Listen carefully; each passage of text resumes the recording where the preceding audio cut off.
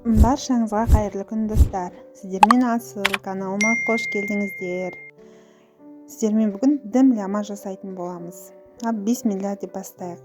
Ол үшін қазанымызды отқа қоямыз және кішкене май құйып аламыз. Осындай маймен жасадым мен. Сіздер құйрық маймен жасасаңыздар да болады.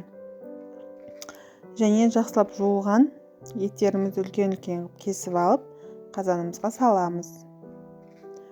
Мына жерде менде препаралардың қоспалары, оны описание бөліміне жазып кетсем қандай қолданғанымды. Үстіне картопты саламыз. Осылай дәу-дәу қылып кеспей саласыздар, бөлмей.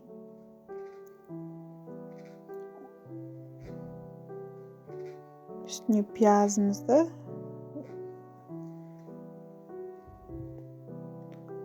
сәбізімізді, өздеріңіздің қалаған көкөністеріңізді салуларыңызға болады. Менің отбасым тамақты талғап жейтіндіктен тек осы көкөністерді пайдаландым. Оның үстіне перец,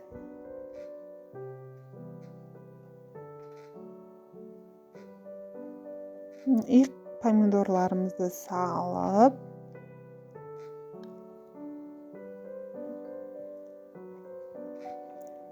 приправаларымызды себеміз. Және осындай ұсақ бөліктерге бөлінген капусталарымызды салып, осы капусталардың үстіне жақсылап приправа сепсеңіздер, өте дәмді болып шығады, прям сочный болады ғой.